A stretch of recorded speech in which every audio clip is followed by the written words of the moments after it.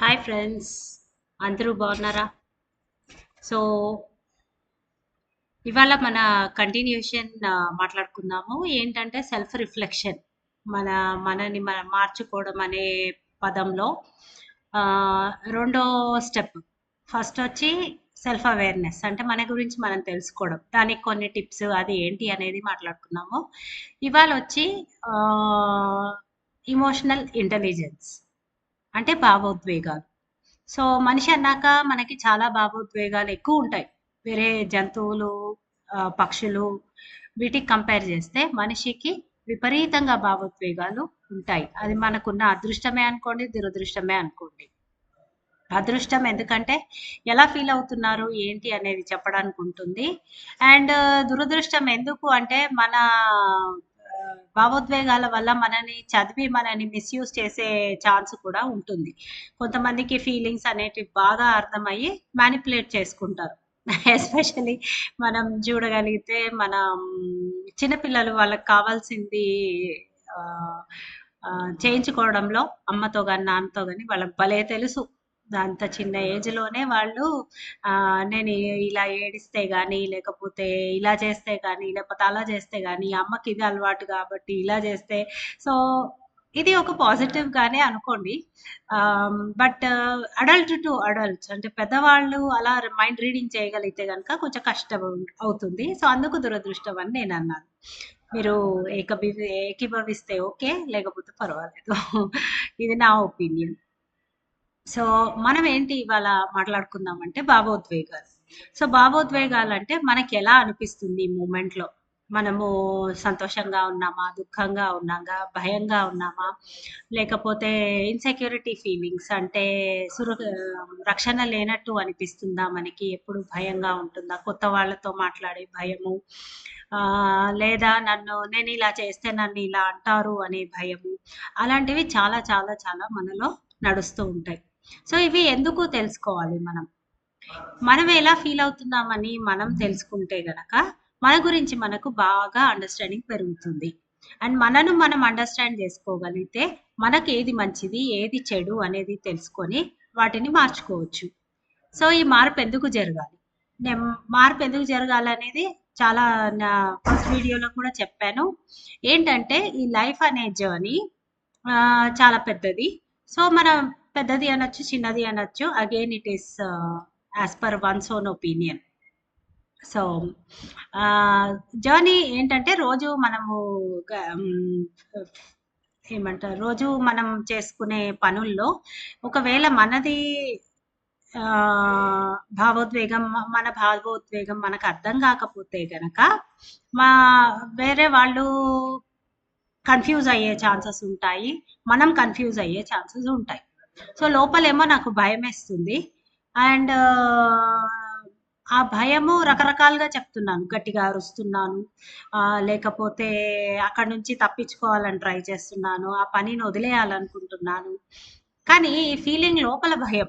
So, ఒక్కసారి ఈ లోపల భయాన్ని మనం గనుక తీసేయగలిగితే అది చాలా ఉపయోగపడుతుంది.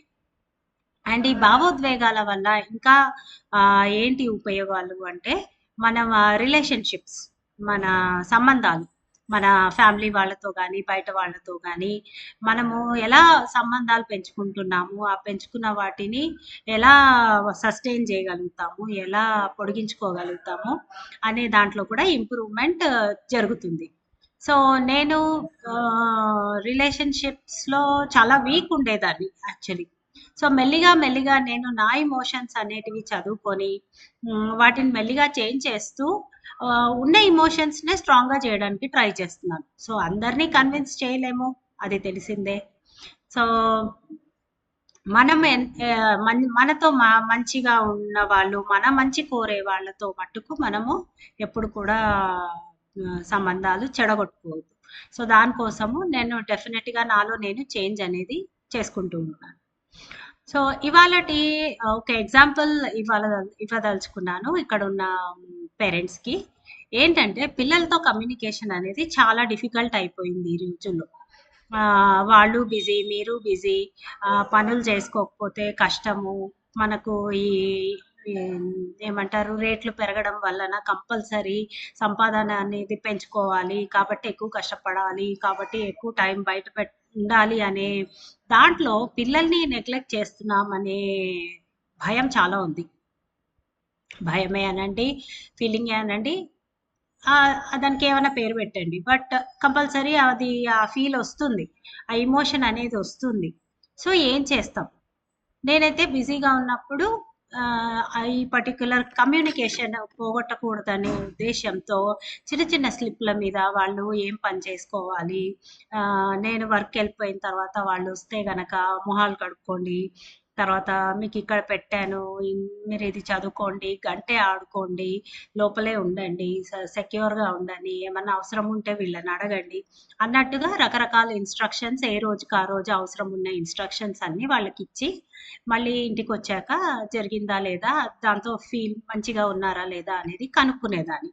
సో, అది గనుక వర్కౌట్ అవ్వకపోతే ఎవరైనా హెల్ప్ కోసం పెట్టేవాళ్ళు. లైక్ ఈ ఆంటీని అడుగు, వాళ్ళని అడుగు అని చెప్పి డెఫినెట్‌గా నేను చాలా హెల్ప్ తీసుకున్నాను.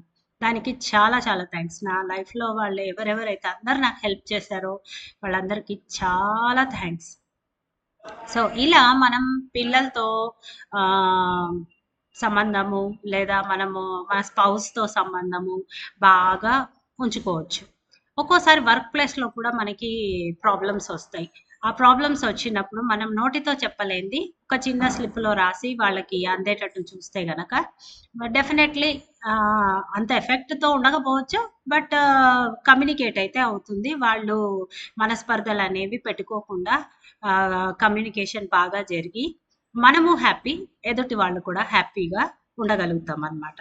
So, second step as I told you, ఇది emotional intelligence in the process of self reflection that is transforming your life and transforming your destiny.